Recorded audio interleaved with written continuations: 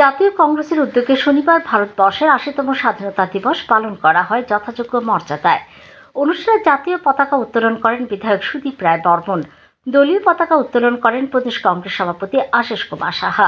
পাশাপাশি অন্যান্য শাখা সংগঠনের পতাকা উত্তোলন করা হয়। এই বিশেষ দিনে সকল রাজ্যবাসীকে শুভেচ্ছা জানিয়েছেন প্রদেশ কংগ্রেস সভাপতি।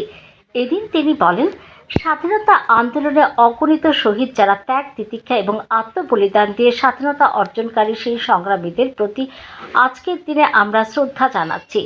শহীদের রক্তে এই দেশের স্বাধীনতা অর্জন করে যারা ১৪০ কোটি নাগরিককে উপহার দিয়েছে, আজকে এই দেশে মনীষীদের অপমান করা, অবমাননা করা, তাদের প্রতি অবিচার, এটা সমগ্র ভারতবাসী লক্ষ্য করছে বলে তিনি জানান।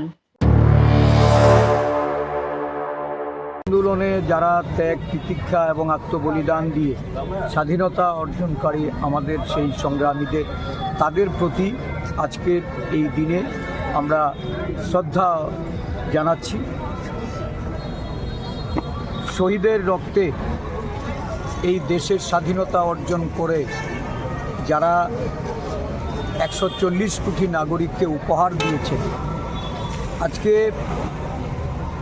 এই দেশে মনীষীদের তাদের অবমাননা করা, তাদের অপমান করা, তাদের প্রতি অবিচার, এটা সমগ্র ভারতবর্ষী লক্ষ্য করছে। আজও ব্রিটিশের দালালরা এই দেশে সক্রিয়। আমরা জাতীয় কংগ্রেসের পক্ষ থেকে ভারতীয় মনীষীদের তাদের মর্যাদা রক্ষার্থে, তাদের